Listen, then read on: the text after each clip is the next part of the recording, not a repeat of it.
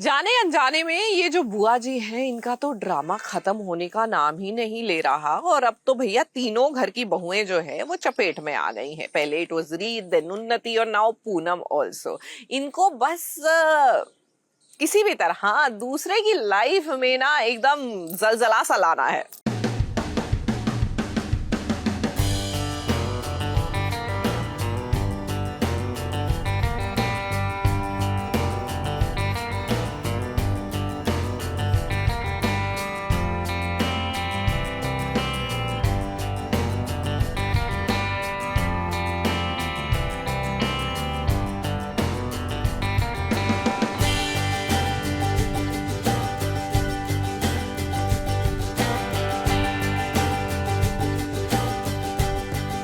रीत और राघव की जिंदगी में तो कलेश करने के लिए बुआ जी एवर रेडी रहती हैं, लेकिन ये क्या, अपने बेटे वीरेन की दुनिया भी उजाड़ने में वो लगी हुई है। सारा कांड करने के बाद एक्टिंग तो ऐसी कर रही हैं जैसे कुछ हुआ ही नहीं है। वाह भाई वाह। अब बुआ जी चाहे कुछ ना बताएं, लेकिन इनकी आंखें ना सब कुछ बता देती हैं। अब हुआ ये है कि रीत इंतजार कर रही थी पूनम भाभी और वीरेन का। उसे लगा कि आज तो वीरेन और पूनम भाभी ये बच्ची को अडॉप्ट कर कर ले ही आएंगे। लेकिन यहाँ पूनम और वीरेन घर आए तो जरूर, लेकिन अकेले।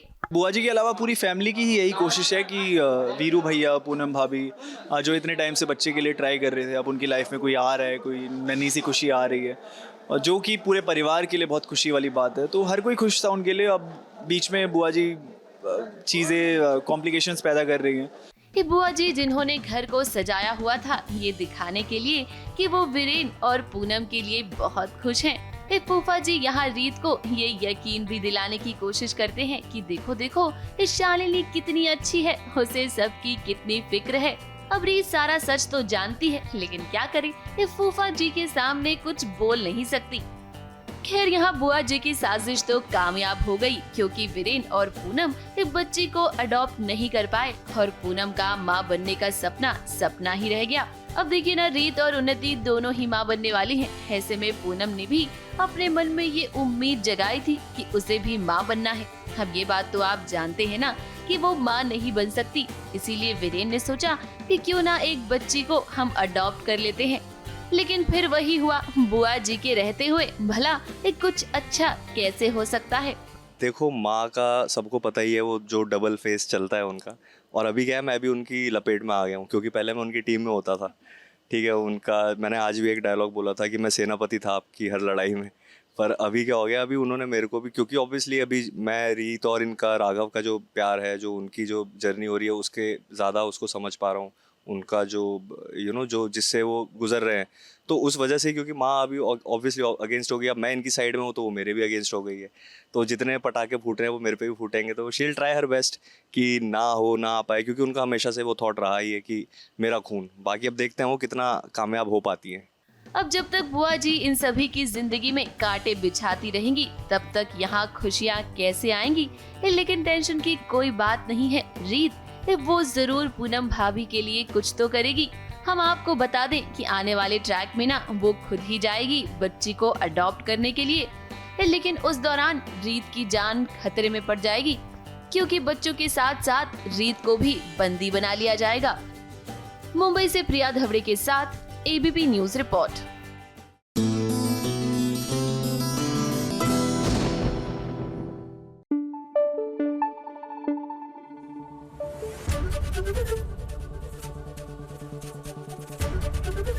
एबीपी न्यूज आपको रखे आगे। देखिए, ये हम हमेशा से ही कहते आए हैं कि टेलीविजन एक ऐसा माध्यम है जो कहीं ना कहीं वुमेन सेंट्रिक है। जो मेन प्रोटैगनिस्ट होती है वो घर की बहू होती है, फिर चाहे उसके इर्द गिर्द आप जैसी मर्जी स्टोरी बुनते जाए।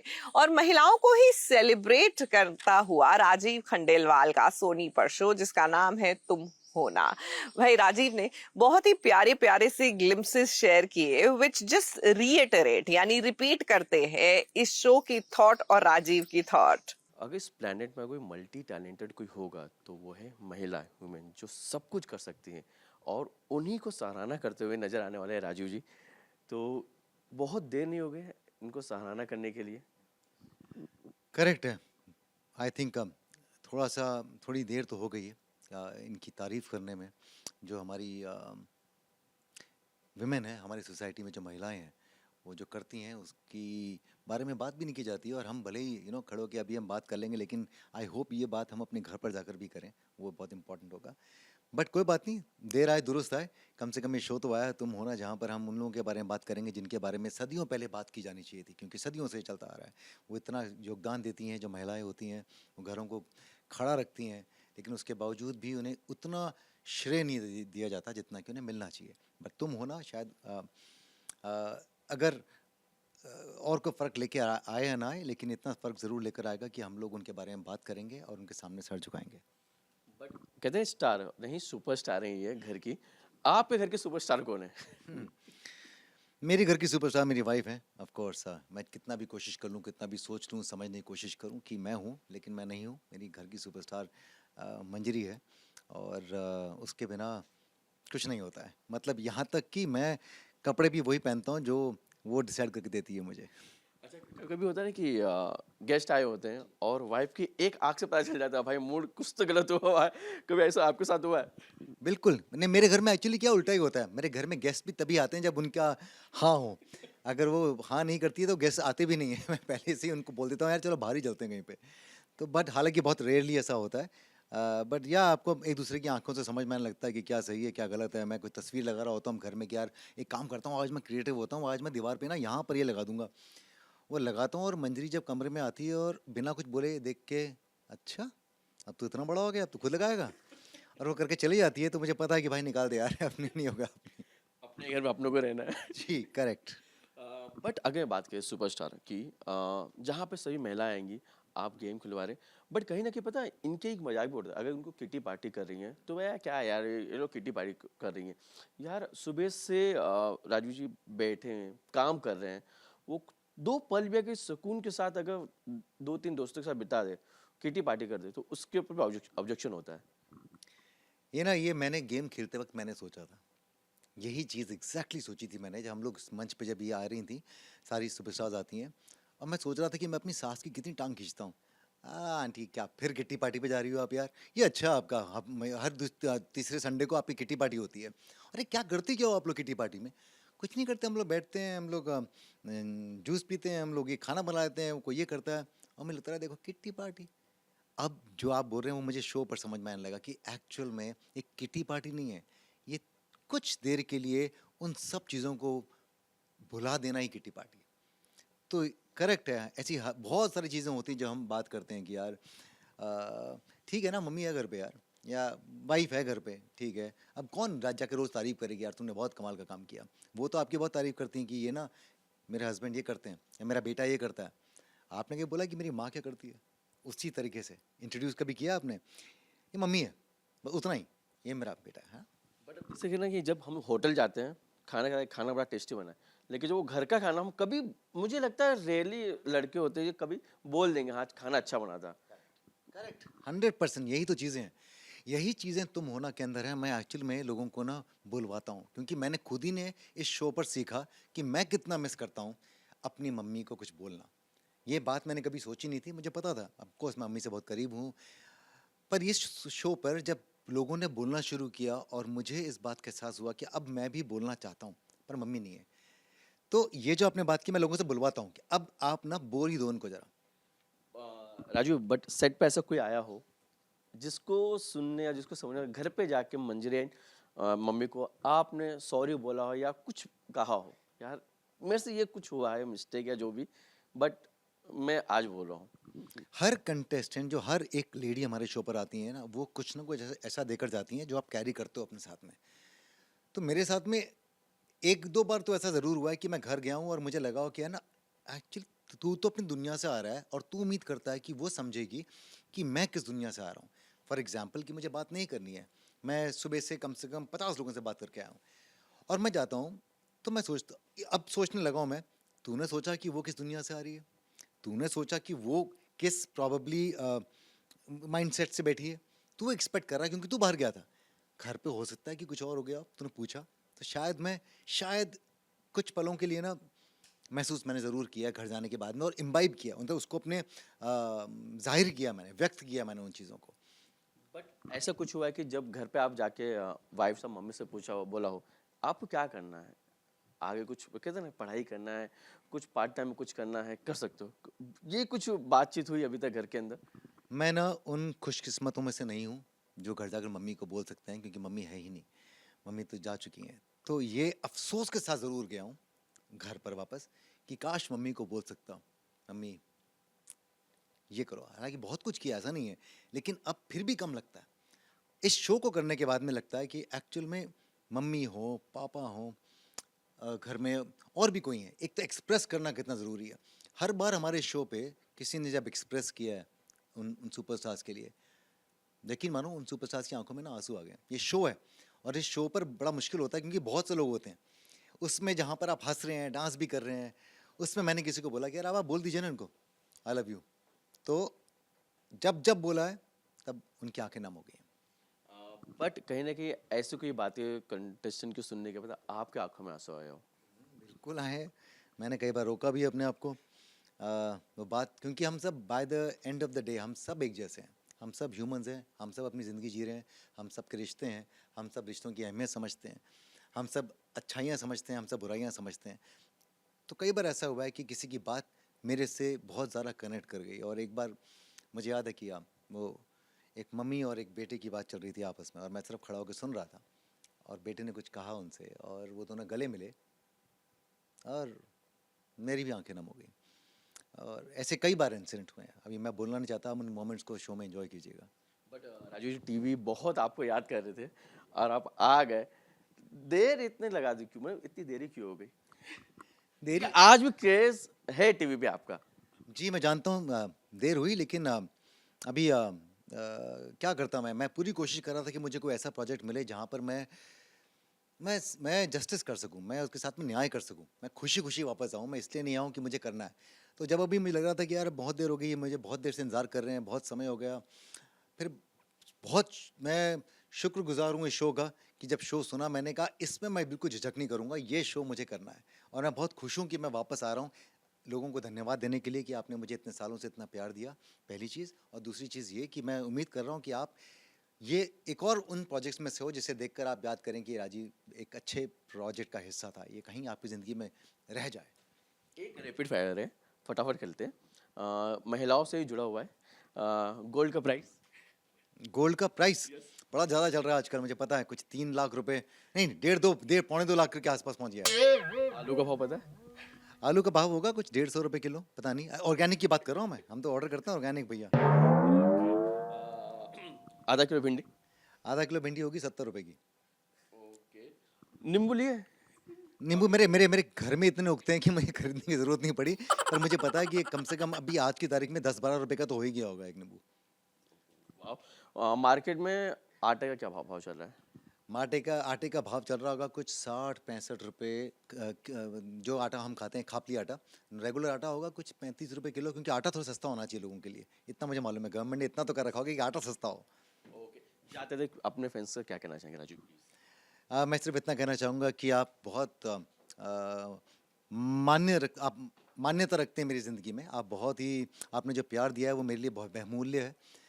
अगर आपके पास में समय हो और आप मेरी कोशिश देखना चाहते हैं, ये कोशिश कि आपकी मैं शिकायत दूर कर सकूं कि मैं टीवी पे क्यों नहीं आता हूं, तो मैं अपना शो लेकर आ रहा हूं मंडे से लेकर फ्राइडे हर रात 9 बजे सोनी टीवी पर। अगर आपके पास समय हो तो थोड़ा समय हमें दीजिएगा, यकीन मानिए आप निराश होकर नहीं जाएंगे। Thank you so much, thank you so much. सच में जो महिलाएं होती हैं ना, स्टार नहीं सुपर स्टार ही होती हैं। कैमरामैन आतिश के साथ Vishal Sharma, ABP news.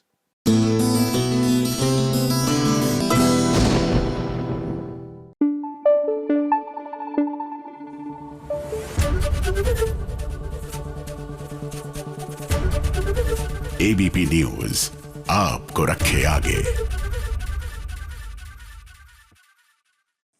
Finally जाकर अब मन्नत में खुलासा हो चुका है विक्रांत के सामने कि दुआ दरअसल विक्रांत की ही बेटी है। और ऐसे में हम माँ की ममता की हमेशा बात करते हैं, लेकिन पिता का प्यार जब उसे वंचित रखा जाए उससे, कई बार तो जाहिर सी बात है कि एक सैलाब सा उमड़ता है। तो एक बहुत ही इमोशनल सा सीन है, टेक अ लुक।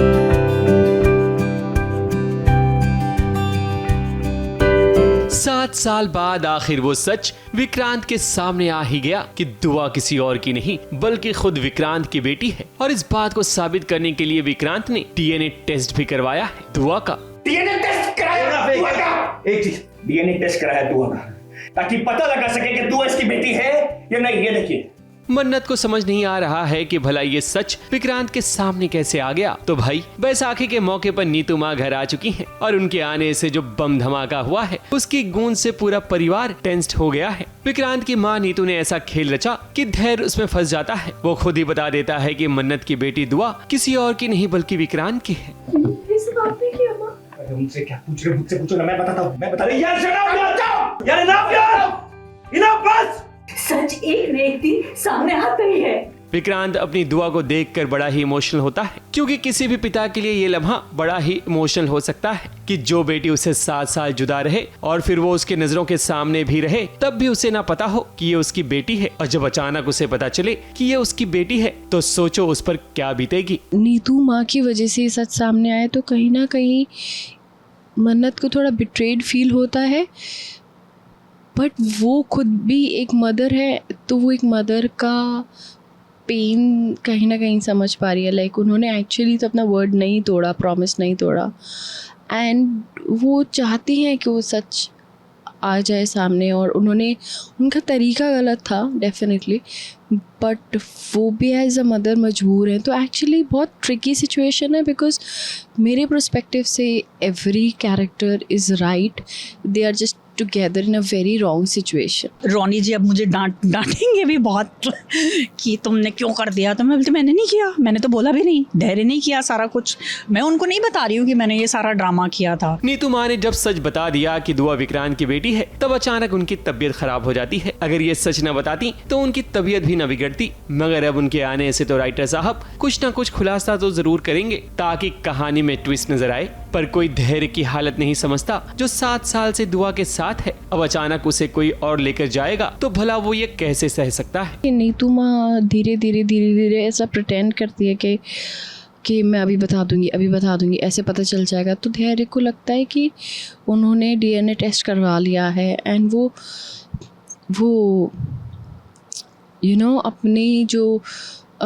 अपनी फीलिंग्स के शिकार हो जाते हैं कि उनका जो डर है ना वो हावी हो जाता है उन पर। तो खुद ही बता देते हैं कि तुम नहीं ले जा पाओगे, नहीं छीन पाओगे, नहीं कर पाओगे, है तुम्हारी बेटी तो क्या हुआ।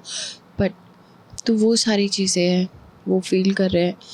तो बहुत ख़राब मुझे पर्सनली, क्योंकि मुझे नहीं लगता ज़्यादा लोगों को ये बात समझ में आएगी। मन्नत हो, विक्रांत हो या फिर धैर्य, यहाँ तो सभी के इमोशन दुआ से जुड़े हुए हैं। पर अब कहानी में देखते हैं कि विक्रांत क्या फिर से मन्नत पर पूरी तरह से भरोसा कर पाएगा, क्योंकि अभी भी विक्रांत को ट्रस्ट इश्यूज जरूर है।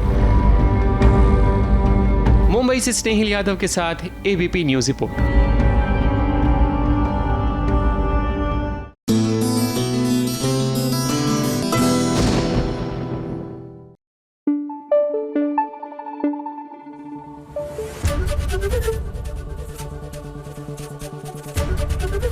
एबीपी न्यूज आपको रखे आगे। सीरियल वसुधा भैया, यहाँ पर करिश्मा का कहर कम होने का नाम ही नहीं ले रहा। अब इनका कहर रोकने के लिए मुझे लगता है कि वसुधा को ही कुछ करना पड़ेगा, क्योंकि टेलीविजन की बहुएं ही हैं जो इन नेगेटिव कैरेक्टर्स को रोक सकती हैं।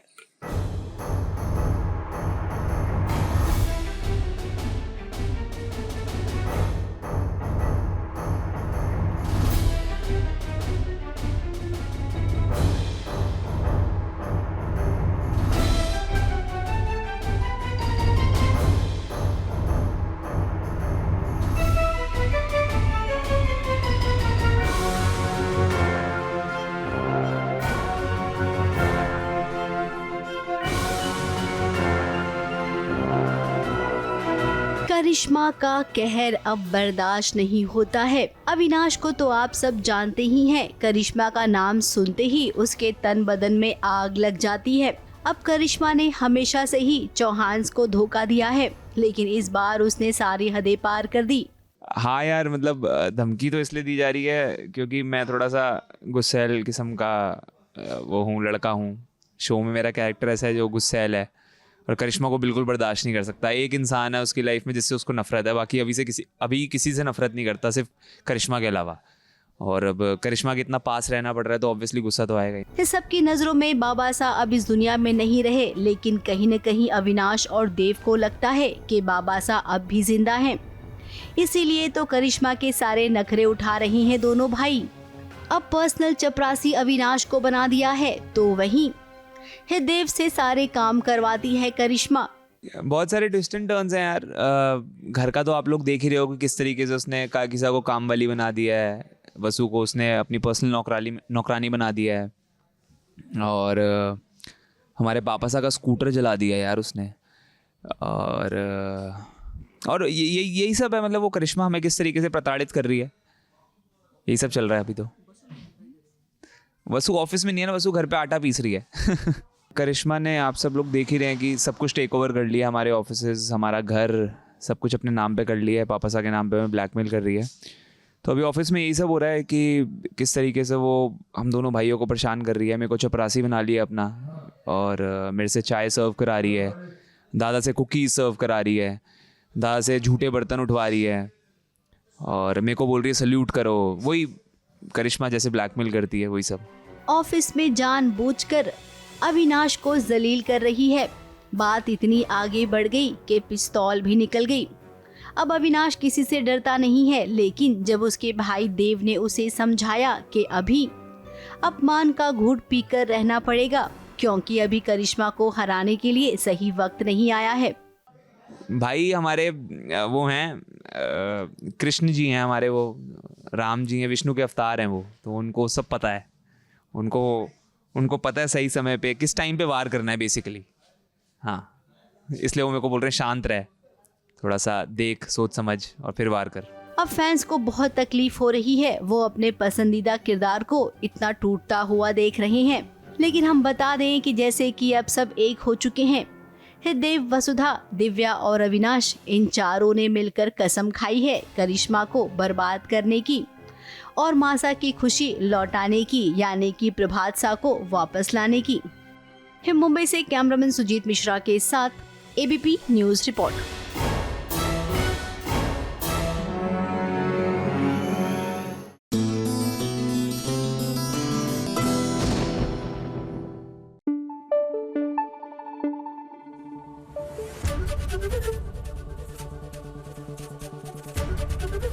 एबीपी न्यूज आपको रखे आगे। वो गाना याद है आपको? वेल, याद क्या, जेनजी को तो पता भी नहीं होगा कि ऐसी कोई पिक्चर आई थी जिसमें मुमताज और राजेश खन्ना थे और वो गाना था जय जय शिव शंकर। उनको तो ऋतिक रोशन की वॉर का जय जय शिव शंकर याद होगा, बट द ओरिजिनल जय जय शिव शंकर वाज दैट जहां भांग पीकर 1 के 2, 2 के 4 सबको नजर आ रहे थे। वेल, कुछ ऐसा ही हो रहा है इस जुनूनी में, जहां भांग के नशे में गुरु और रूहानी झूम रहे हैं, झूम तो रहे हैं, परिवार वालों को भी खूब झुमा रहे हैं, मेरा मतलब है घुमा रहे हैं।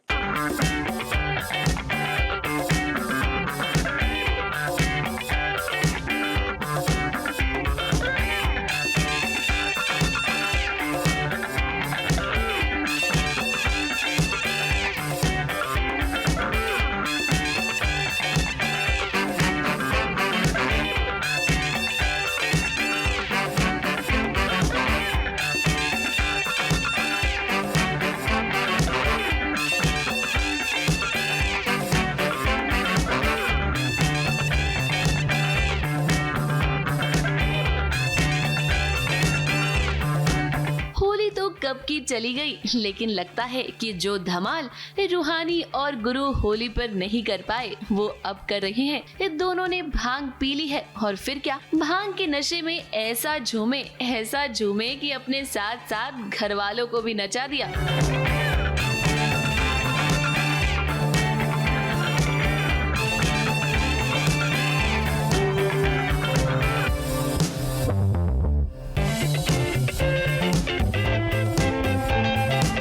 जो काम रूहानी और गुरु कब से नहीं कर पा रहे थे ना, देखिए वो काम आज भांग ने कर दिया है, क्योंकि ये दोनों एक दूसरे के करीब आ गए हैं और देखिए किस तरह से नाच रहे हैं।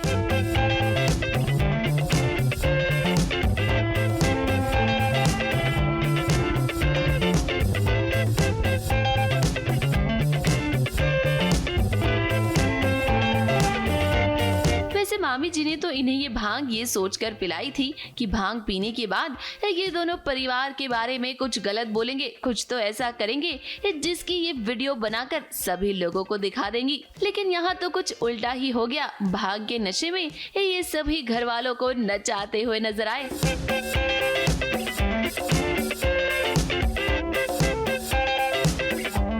होली नहीं आ गई है, पर मैंने इन दोनों को सबक सिखाने के लिए इनके खाने में भांग मिला दिया था। मेरा ये प्लान था कि जो शरबत है पुदीने का उसमें भांग मिला दूंगी और ये लोग कुछ धमाल करेंगे। धमाल एज़ इन कि घर वालों के सामने कुछ बदतमीज़ी करेंगे जिसकी वजह से मुझे एक और मुद्दा मिलेगा उन लोगों को घेरने का। लेकिन कुछ गलत ही हो गया है, क्योंकि पहले तो वो लोग किचन में बेहोश हो गए थे, फिर जब होश में आए तो ऐसे नाचते गाते मुझे और मामा जी को इतना हरस कर दिया, उन्होंने ऐसे तंग कर दिया नाच गाने में। मुझे पता चलता है वो बोलने वाली होती है जीजी की अम्मा को कि मैंने दूध में सिंदूर मिलाया था, और मुझे जैसे ही लगता है कि मेरा भांडा फूट जाएगा मैं फटाफट यहाँ वहाँ देख करके पानी का ग्लास उठाती हूँ और उसके मुंह पे मार देती हूँ। रूहानी और गुरु को देखकर दादी तो यही सोच रही है कि देखो इन्हें ना लज्जा है ना शर्म, किस तरह से नाच रहे हैं।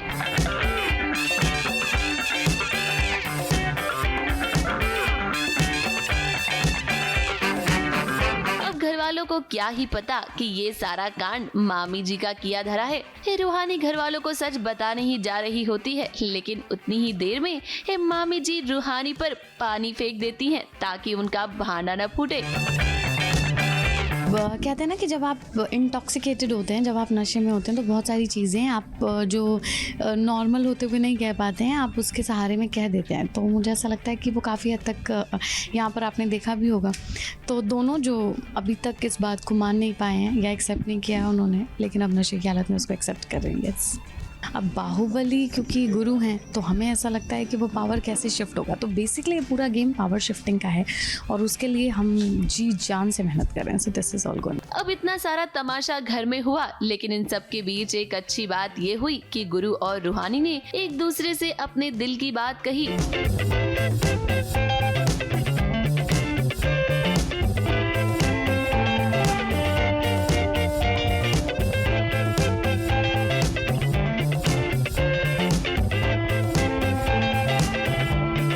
अक्सर ऐसा ही तो होता है कि नशे की हालत में हीरो और हीरोइन अपने प्यार का इजहार करते हैं, क्योंकि वैसे तो वो कर नहीं पाते। मुंबई से कैमरामैन सुजीत मिश्रा के साथ एबीपी न्यूज रिपोर्ट।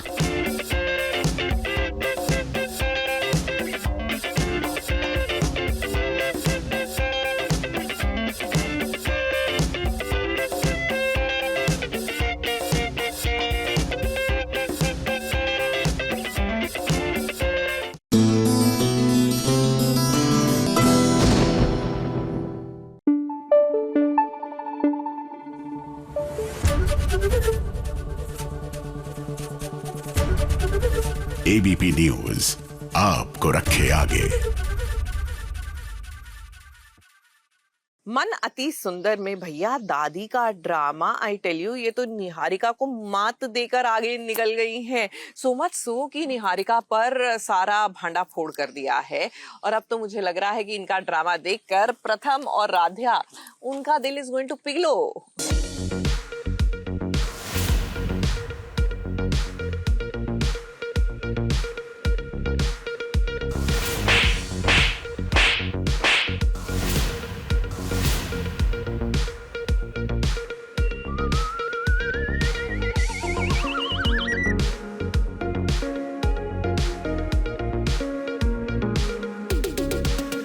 प्रथम की दादी तो थाली का बैगन निकली। जैसे ही दादी ने देखा कि राध्या ने निहारिका की नैया को डुबा दिया है, वैसे ही वो राध्या की नाव में सवार हो जाती है, क्योंकि वो तो खुद की जान बचाना चाहती है। अब क्या है कि निहारिका ने भी दादी की पोल खोल दी है और उसने बता दिया है कि उसके साथ साथ दादी भी इस पूरे खेल में शामिल है। मेरा जिसने साथ दिया था वो थी ये बुढ़िया, मतलब आप सबकी चहीती परम पूज्य लाडली दादी। फिर क्या, प्रथम के साथ साथ सभी घर वाले शौक हो जाते हैं कि भाई ये दादी ने क्या कर डाला, अपने पोते के ही जज्बात से भला वो कैसे खेल सकती है। फिर क्या, दादी ने ऐसा ड्रामा किया, ऐसा ड्रामा कि राध्या का दिल पिघल गया। निहारिका के चक्कर में हम राध्या के अति सुंदर मन को नहीं पहचान पाए। हमने बहुत गलत किया है, बहुत गलत किया। हमारे गुनाहों की कोई माफी नहीं है, इसलिए हम खुद को सजा देंगे, मार डालेंगे अपना।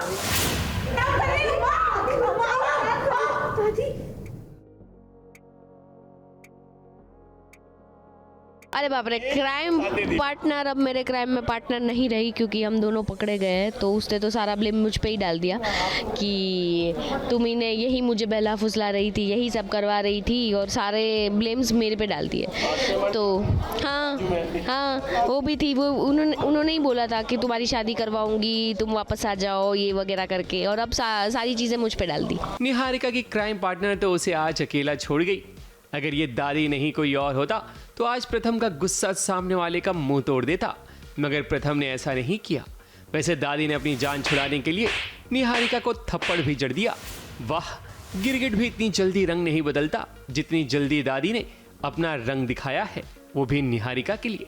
अब कहानी में ये होगा कि राध्या और प्रथम फिर से एक हो जाएंगे। सारी पोल खुल चुकी है, सारे जितने अब तक मैंने कांड किए सब सामने आ गए हैं। कि अब तो निहारिका की हालत टाइट हो गई है कि किसी तरफ से भी कोई बचने का कोई चांस ही नहीं रह गया है। निहारिका तो अब क्या ही मतलब काफ़ी कुछ करेगी, लेकिन हाल फिलहाल क्या करेगी? हाल फिलहाल तो वो भाग रही है कि पुलिस आ गई है, तो वही पुलिस से बचने के चक्कर में वो भाग जाती है। अब भागने के बाद क्या करती है, पुलिस के हाथ में आती है कि नहीं? निहारिका के इस ड्रामे की वजह से घर में पुलिस भी आ जाएगी, पर हमें तो नहीं लगता कि निहारिका पुलिस के हाथ लगेगी, क्योंकि तभी तो वो नई साजिश रच सकेगी प्रथम और राध्या के खिलाफ। मुंबई से विशाल शर्मा के साथ एबीपी न्यूज रिपोर्ट।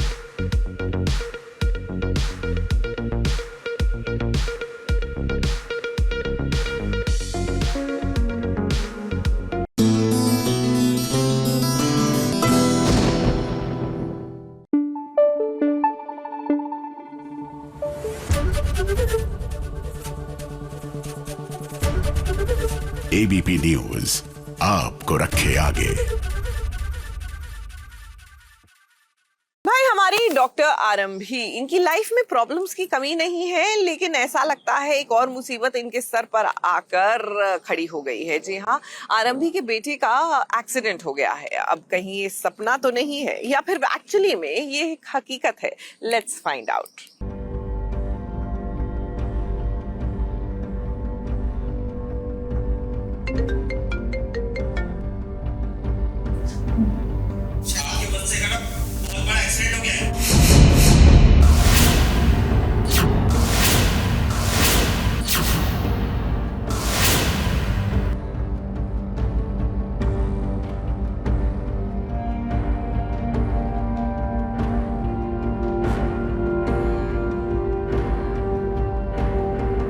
अभी अभी तो आरंभी डॉक्टर आरंभी बनी है।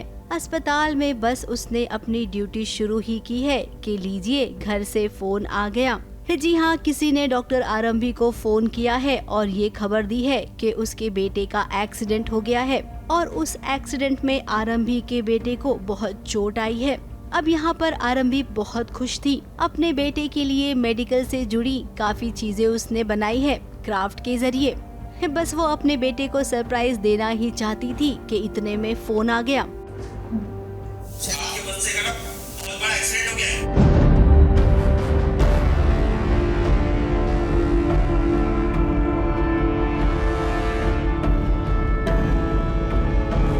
अब एक तरफ फोन आया तो वो घबरा गई, दूसरी तरफ एक माँ अपने बच्चे को अस्पताल लेकर आई। उसके बेटे को भी चोट लग गई थी। अब इस पल को जब सामने आरंभी ने देखा तो वो और भी डर गई।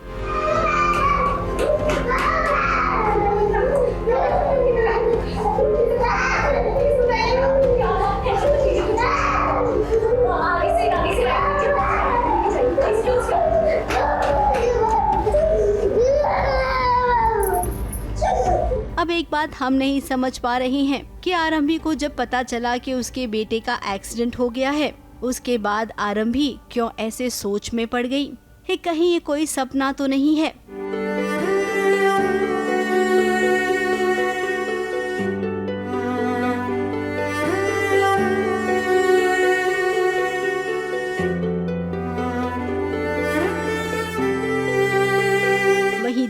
ओर अपने सपनों को पूरा करने के लिए आरम भी जुट गई है।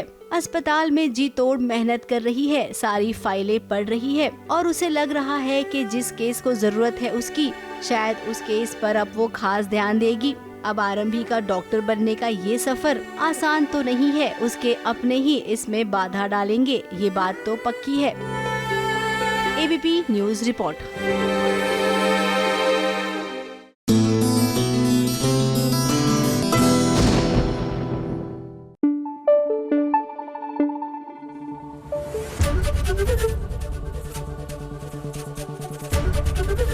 एबीपी न्यूज आपको रखे आगे।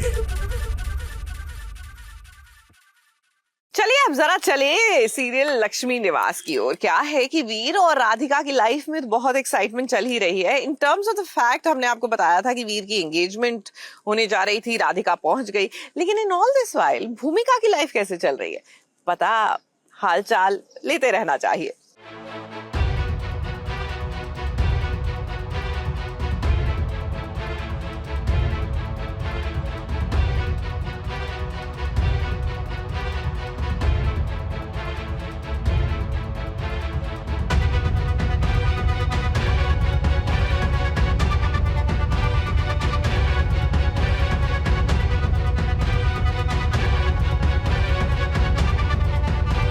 भूमिका के साथ खतरों वाला खेल खेल रहा है राज। लगता है कि उन्हें खतरों के खिलाड़ी देखना बहुत ज्यादा पसंद है। अब जिस दिन से भूमिका की शादी राज के साथ हुई है, उस दिन से हर दिन उसके लिए नया होता है, क्योंकि उसे नहीं पता होता कि उसके साथ कब क्या होने वाला है। और देखिए, आज तो हद ही हो गई। भूमिका को एक खुफिया कमरे में लेकर गया है राज और वहाँ उसे एक बड़ा टास्क दे दिया। पहले तो भूमिका की आंखों पर उसने पट्टी बांधी और उसके बाद उसे कहा कि वो ऊंचाई से कूदे। अब देखिए इस सीन को करने के लिए किस तरह से हार्नेस पर लटकी हुई है भूमि।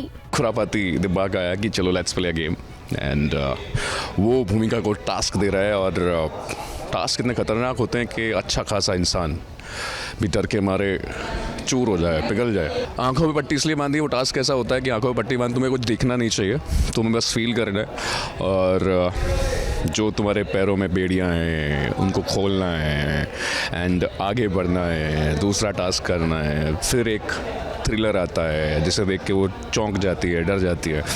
ये सीन जो आप देख रहे हैं ना, इसे करना भूमि के लिए बहुत मुश्किल था। उसे बहुत डर भी लग रहा था, लेकिन क्या करे, सीन की डिमांड है तो करना ही पड़ेगा। आइए आपको दिखाते हैं कि इस सीन को किस तरह से शूट किया जा रहा है। राज किसी बात को लेकर मुझसे गुस्सा हो जाते हैं और फिर पता नहीं क्या है उनके दिमाग में कि वो मुझे एक गेम खिलाने लेके जा रहे हैं और वो मुझे लेके जाते हैं किसी एक रूम में जहाँ पे बहुत अंधेरा है, अजीब से स्क्रीन्स लगे हुए हैं। डर लग रहा है, नर्वस हूँ मैं बहुत ज़्यादा, बट मज़ा भी आ रहा है, एक्साइटेड भी हूँ। हम वहाँ से कूदने वाले हैं, वहाँ ऊपर से कूदने वाले हैं। राज तुम्हें तो मैं सीन के बाद देखती हूँ, मैं सीन में कुछ नहीं बोल सकती, तुम्हें बाद में बताऊँगी मैं।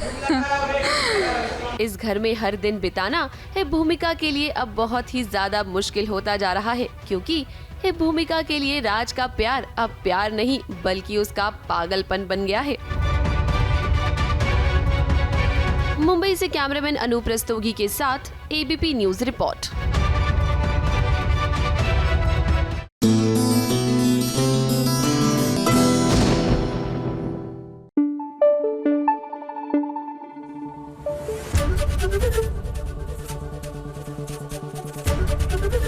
एबीपी न्यूज आपको रखे आगे।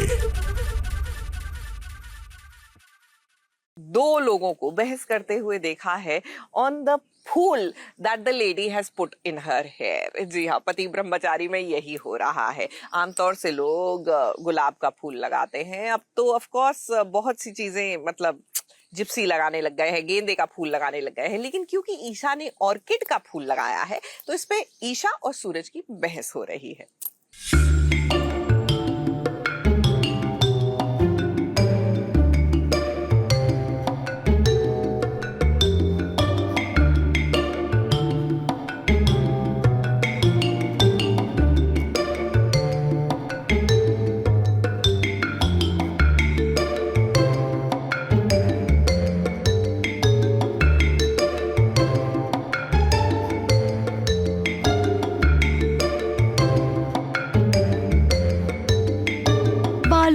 गुलाब का फूल लगाया जाता है। ये बालों में बड़े प्यार से गजरा भी लगाया जाता है। लेकिन ये क्या ईशा, अब बालों में ऑर्किड का फूल कौन लगाता है? माना कि आजकल स्टाइल थोड़ा सा बदल गया है, लेकिन इसका मतलब ये थोड़ी कि जो फूल गुलदस्ते के लिए आया है उसे बालों में लगा लिया जाए। काव्या और आरव की एनिवर्सरी है और सूरज जो है अपनी तरफ से अपनी बहन के लिए बुके बनाना चाहता है। फूल एक्चुअली गिर जाता है ईशा जी के भी ऊपर एंड उसका ध्यान नहीं जाता और वो ईशा जी के बाल में ही पीछे जूड़े में फंस जाता है वो फूल और ईशा जी के साथ ही रहता है। ईशा जी काम करते रहते हैं और ये गुस्से में आता है, मिश्रा जी को डांटता है कि मिश्रा जी आपको मैंने कहा था पर्पल ऑर्किड्स चाहिए, आप लेकर क्यों नहीं आए? तो वो पूछते हैं कि कैसा, मतलब कि दिखता कैसा है सर? ये बोलता है दिखता ऐसा है एंड सडनली देखता है कि ईशा जी के जूड़े में लगा रहता है वो फूल। तो वो मांगता है कि मेरा फूल वापस कीजिए और ईशा जी हमेशा की तरह एटीट्यूड दिखाती है कि नहीं दूंगी, ये मेरे पास आया तो मेरा हुआ। अब सूरज की बहन काव्या की शादी की सालगिरह है, तो ऐसे में सूरज ने पार्टी प्लान की है और अपनी बहन और जीजाजी को वो एक बुके देना चाहता है। अब बुके के लिए फूल तो आए थे, लेकिन जो सबसे खूबसूरत फूल है यानी कि ऑर्किड का, वो ईशा के बालों में लगा हुआ है। अब ये करिश्मा कैसे हुआ ये तो भगवान भी नहीं जान पाएंगे, लेकिन हाँ राइटर को जरूर पता होगा। इस फूल को निकालने के चक्कर में ईशा और सूरज में लंबी बहस हो गई। चुपचाप फूल वापस कीजिए वरना आप मुझ पर बेवजह गुस्सा नहीं कर सकते। ये फूल मेरे बालों में रखा है, इसका मतलब अब ये मेरा होगा, मैं नहीं तुम। इससे अच्छे से बात करिए या मुझे रिक्वेस्ट करिए तभी दे, वरना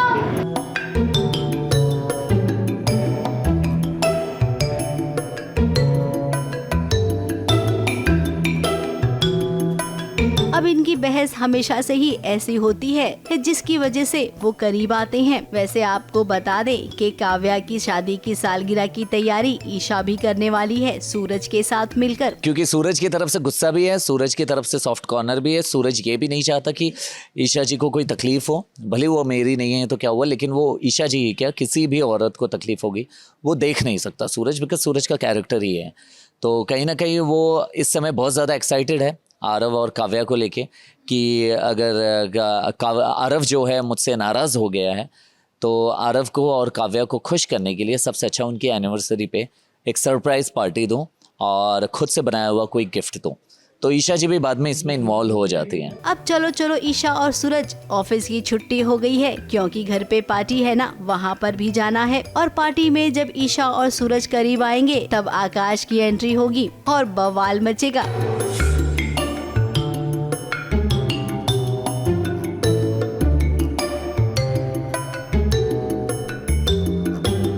मुंबई से कैमरामैन प्रकाश पाटिल के साथ एबीपी न्यूज रिपोर्ट।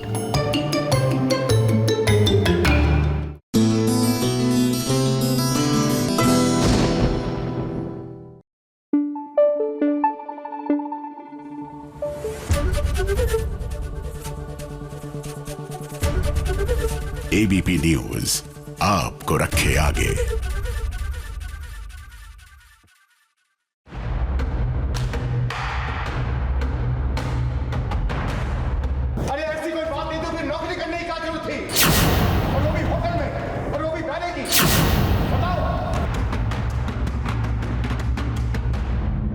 वजह से तुम्हारी वो भानुमा यहाँ पर आई और हमको सुना के गई है। कहा था तुम दोनों से अब किसी भी तरह का बवाल नहीं चाहिए जब तक इसकी शादी नहीं हो जाती। हम बस ये कह रहे हैं कि अगर रज्जी को नौकरी करनी है, अपने पैरों पर खड़ा होना है, काबिल बनना है,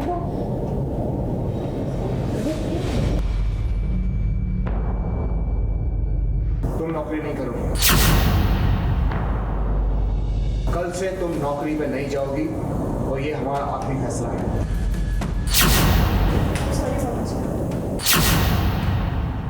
सीरियल महादेव एंड सन्स का नाम महादेव और उसकी बहुएं होना चाहिए था, क्योंकि आए दिन महादेव की बहुओं और उसके बीच एक कोई ना कोई ड्रामा होता रहता है। मगर इस बार हम ये कहेंगे कि रज्जी अपनी जगह बिल्कुल सही है। देखो रज्जी, तुम्हें धीरज से किसी भी तरह का कोई सरोकार रखने की जरूरत नहीं है। तुम नौकरी नहीं करोगे। कल से तुम नौकरी पे नहीं जाओगी और ये हमारा आखिरी फैसला है। अब देखिए, महादेव और उसकी बहू रज्जी के बीच एक बार फिर से कुछ ऐसा हुआ है जिसकी वजह से घर में तमाशा हो गया है। भानु के ड्रामे के बाद महादेव को ये पता चला कि रज्जी एक वेटर की जॉब करती है, तो ऐसे में महादेव ने ये ऐलान कर दिया है कि रज्जी अब जॉब करने के लिए नहीं जाएगी। तो फिर क्या, रज्जी ने तो कह दिया अपने ससुर जी से कि चाहे कुछ भी हो जाए मैं तो जॉब करने जरूर जाऊंगी। अब आजकल के जमाने की बहुएं वो नहीं है जो चुपचाप घर में बैठ जाएं, वो अपने पैरों पर खड़ी होना चाहती हैं। इसमें कोई भी गलत बात नहीं है। लोग गलत ही समझने वाले कि महादेव अपनी बहुओं को जॉब करने के लिए क्यों नहीं बोल रहा है, मतलब क्यों मना कर रहा है। लेकिन इसका रज्जी के लिए तो इसका रीज़न ये है कि रज्जी भी पढ़ाई कर रही है, वो कॉलेज में है, तो वो ही एक सोल रीज़न है कि मतलब जब पढ़ाई कर रही है तो फिर पहले पढ़ाई ख़त्म कर ले फिर जॉब कर ले। वो देखो ऐसे होता है ना, बच्चों और माँ बाप में ऐसा होता है कि जब माँ बाप कुछ चीज़ बोलते हैं तो 4 चीज़ें सोच समझ के बोलते हैं, लेकिन बच्चों को ऐसा लगता है कि ये बोल दिया मतलब इसका मतलब ये है, तो वही मिसअंडरस्टैंडिंग्स ही चल रही है। अब जितना हम महादेव को जानते हैं और विद्या ने जितना हमें बताया है ना, उसके हिसाब से महादेव की सोच तो ऐसी बिल्कुल भी नहीं है कि वो ये चाहे कि घर की बहू घर में ही बैठेगी। लेकिन फिलहाल महादेव ये चाहते हैं कि रज्जी पहले अपनी पढ़ाई पूरी कर ले और उसके बाद जॉब करे। अपनी पढ़ाई पूरी कर ले, जब कॉलेज खत्म हो जाएगा तब सोचेगा, अगर नौकरी करनी है तो तब कर लेना, अभी करने की क्या जरूरत थी। देखिए विद्या भी ना यहाँ रज्जी को यही समझा रही है, लेकिन रज्जी है कि वो बात मानने को तैयार ही नहीं है। नर्मदा ने जब जॉब के लिए पूछा था तब ऐसे नहीं था कि महादेव नर्मदा को मना करने वाले थे, लेकिन वो बात ऐसी थी कि जैसे ही नर्मदा ने पूछा उसके बाद इतना सब कुछ हो गया कि मतलब तुरंत ही वो धीरज और रज्जी की शादी हो गई, सब हो गया, तो इतना सब कुछ हो रहा था तो फिर वो टॉपिक साइड में हट गया। लेकिन ऐसा नहीं है कि महादेव और विद्या ये नहीं चाहते कि लड़कियां आगे नहीं बढ़े, वो चाहते हैं कि लड़कियां आगे बढ़े, लेकिन अच्छे तरीके से। अब ड्रामा तो यहाँ शुरू हो चुका है। रज्जी ने कह दिया है कि वो जॉब पर जरूर जाएगी। धीरज जो अपने पापा का साथ दे रहा है, उसने भी रज्जी से कह दिया है कि तुम मेरे पापा के खिलाफ नहीं जा सकती हो। तो एक बात तो तय है कि घर में अब खूब सारा कलेश होगा। मुंबई से शिवानी सिंह के साथ एबीपी न्यूज रिपोर्ट।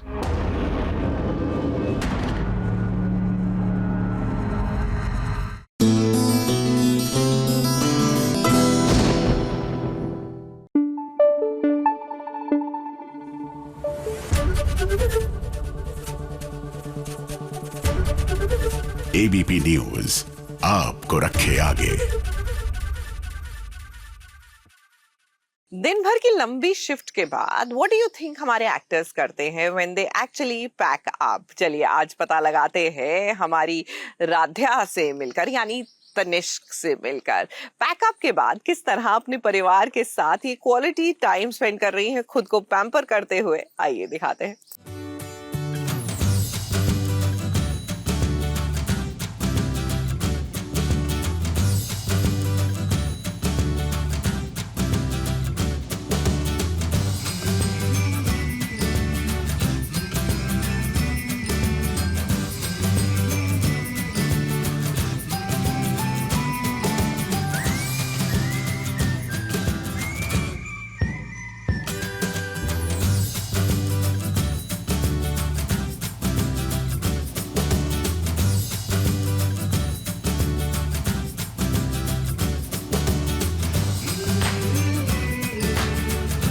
SBS पहुंच गया है मन अति सुंदर के सेट पर, और आज जो तनिष्क है यानी कि आपकी प्यारी राध्या काफी चहक रही थी और काफी खुश थी। तो आइए उनसे जानते हैं कि क्या राज है इसके पीछे। Oh my God, pack up! मैंने तो सुना है कि एक्ट्रेस लोगों का 9 बजे और 7 बजे होता है। आई थिंक आज मेरा लकी डे है, क्योंकि मैं आई भी 11 बजे थी, मेरा पैकअप भी 4:30 बजे हो गया है। तो आज वो रेयर डेज में से एक दिन है जब मुझे जल्दी घर जाने को मिलेगा।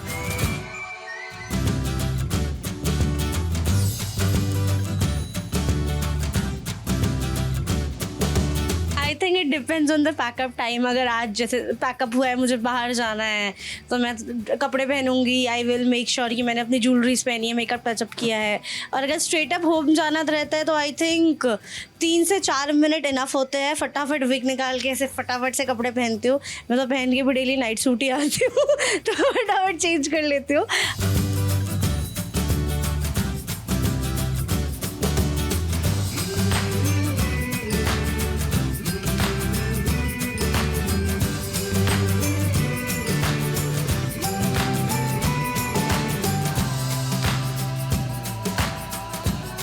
थिंक जब अभी जैसे आजकल हम इतने हाई एंड सीक्वेंस शूट कर रहे हैं, बहुत ड्रामा रहता है, तो मैं तो सो जाती हूँ। सुबह तो पक्का ही सो जाती हूँ, रात में तो मैं तो भी गाने वाने सुनते हुए जाती हूँ, पर सुबह तो मैं डेफिनेटली मैं बेड से उठती नींद में हूँ, मैं रेडी नींद में होती हूँ ताकि मैं सीधा कार में आके सो सकूँ।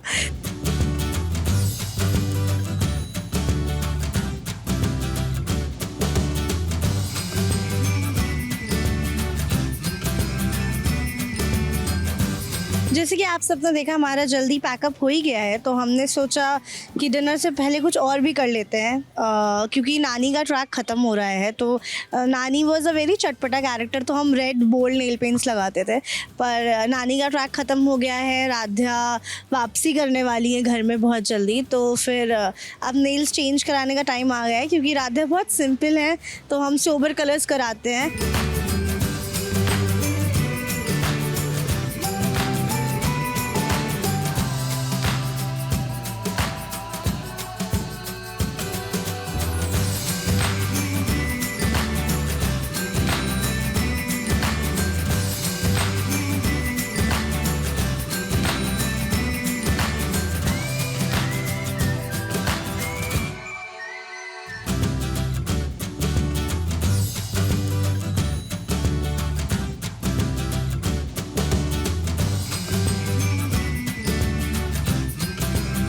ये पिंकिश न्यूड है, बिकॉज़ नानी बने थे तो बहुत सारा रेड यूज़ किया है हमने, मरून्स यूज़ किए हैं, पर अभी फाइनली नानी का ट्रैक ओवर हो गया है तो बैक टू राध्या है, तो हमने पिंक न्यूड शेड करवाया है, क्योंकि राध्या बहुत पेस्टल कलर्स पहनती है मोस्टली शो में।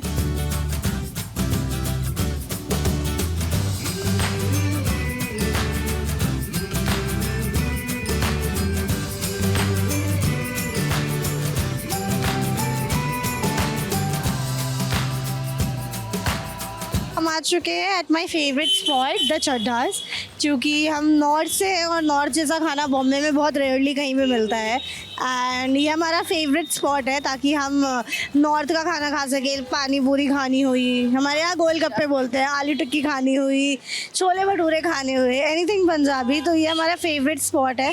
तो आज मम्मा और दीदी को लेकर आए हैं क्योंकि जल्दी पैकअप हो गया, तो अभी जल्दी से अंदर जाके खाना खाएंगे।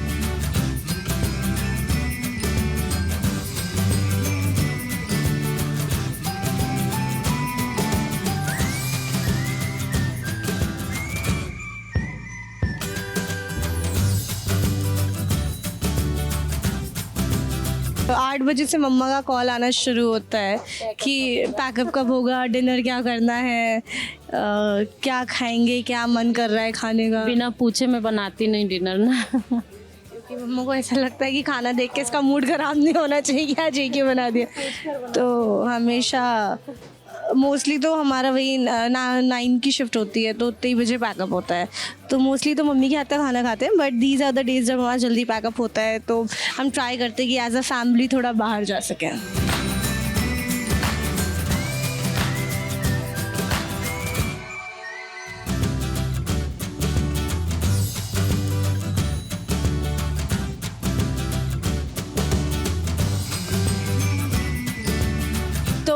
जैसे कि आप देख सकते हैं पानी पूरी बहुत ही डिफरेंट है, क्योंकि यहाँ पे देखो इनसे रुका नहीं जा रहा है, इतनी अच्छी होती है, क्योंकि यहाँ पे सूजी की मिलती हैं और स्पेशली यूजुअली बॉम्बे में रगड़ा डाल के बनाते हैं, पर यहाँ पे आलू और बूंदी डाल के बनाया जाता है, तो ये बहुत ही डिफरेंट होती है और बहुत ही ज़्यादा टेस्टी होती है।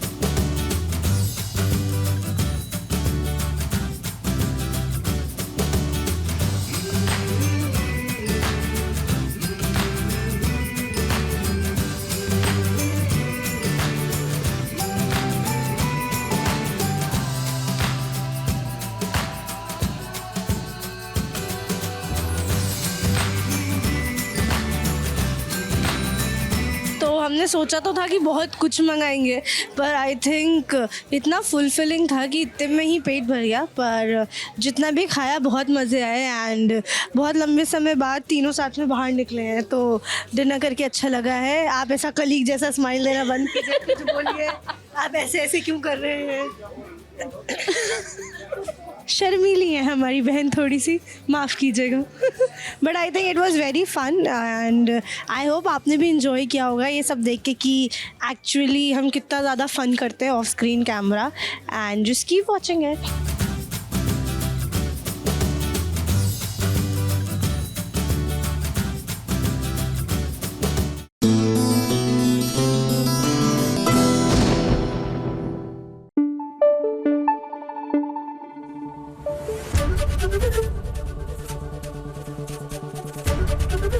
एबीपी न्यूज आपको रखे आगे। अच्छा, आपने कोई शो देखना हो या पिक्चर देखनी हो और कोई आके आपको पहले से ही बता दे क्या होने वाला है, इरिटेटिंग लगता है। बट कुछ लोगों को अच्छा लगता है ना कि please please I really want to know कि क्या होने वाला है, और उसी मंशा के साथ हम जाकर देखेंगे फिल्म को। वेल, हम भी कुछ ऐसा ही करने वाले हैं, आपके लिए लाए हैं आपके फेवरेट शो का स्पॉइलर।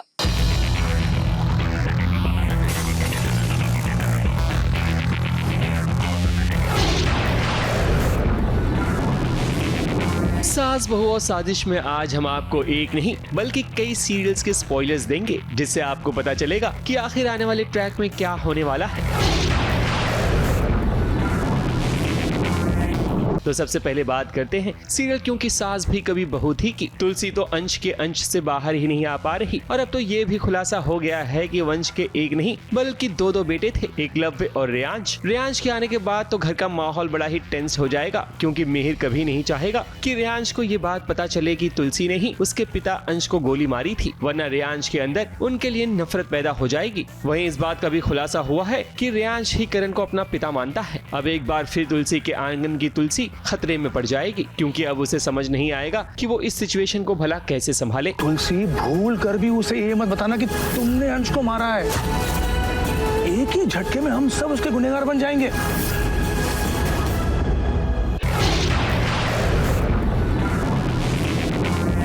अब बात करते हैं सीरियल अनुपमा की। अनुपमा की कहानी में एक नया मोड़ नजर आएगा, जहां राही और अनुपमा में एक बार फिर ठन जाएगी। अनुपमा अहमदाबाद में लव यू जिंदगी कैफे खोलना चाहेगी, जिसके बाद राही को ये लगेगा कि उसकी मां अनुपमा हमेशा से ही दूसरों के बच्चों को राही से ज्यादा प्यार किया है। इसके कारण अनुपमा और राही के रिश्ते में दरार पैदा होगी, और इसका फायदा कोई और नहीं बल्कि श्रुति उठाएगी। सबकी जिंदगी बना रही है, मेरी भी बना दीजिए। मुझे अन्नू की रसोई का किराया चाहिए। किराया मालिक को दिया जाता है, खैरात पे रह रहे मुफ्त खोर को नहीं। और मालिक मेरे बापूजी हैं। जयू बेटा, नए सफर के चक्कर में नया तूफान आने वाला है बा, लिख के ले लीजिए।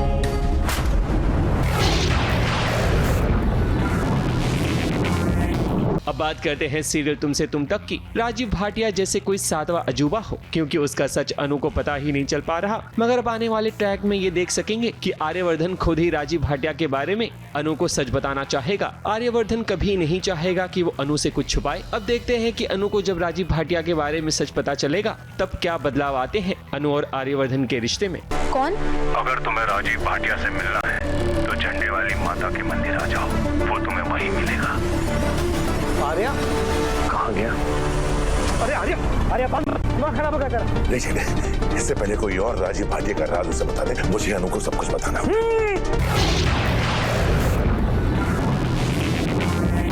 अब बात करते हैं सीरियल टू जूलियट जड्डी की। नवाब और हीर के रिश्तों में इन दिनों बड़ी खटास है, पर आने वाले ट्रैक में आप हीर और नवाब को एक साथ डांस करते हुए देख सकेंगे। मगर उसी बीच कॉलेज का वो लड़का आएगा जो अपनी बेइज्जती का बदला लेना चाहेगा नवाब से। नवाब ने ही इस लड़के की धुलाई की थी, क्योंकि उसने हीर के साथ बदतमीजी की थी। हीर के साथ भले ही नवाब के कैसे भी रिश्ते हों, मगर वो हमेशा से ही हीर का स्टैंड लेता हुआ नजर आता है।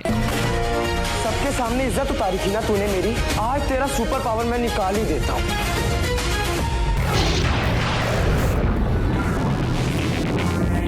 अब बात करते हैं सीरियल गंगा माई की बेटियां की। शांतनु और स्नेहा को करीब आता देख सिद्धू को काफी बुरा लगेगा, मगर स्नेहा के दिल में हमेशा बस सिद्धू ही बसता है। पर सिद्धू को गलतफहमी पैदा होगी, और उसका इफेक्ट ये होगा कि वो स्नेहा को गलत समझेगा। और आगे ये भी ट्रैक देखने को मिलेगा जहाँ पर शांतनु और स्नेहा की शादी की बात भी चलेगी। अब देखते हैं कि सिद्धू के रहते क्या शांतनु और स्नेहा की शादी हो पाएगी या फिर नहीं। मुझे लगता है सही चीज यही होगी, हमारा सामाजिक बंधन हो जाए। उसे शादी। आज के स्पॉयलर्स में बस इतना ही। ABP news report.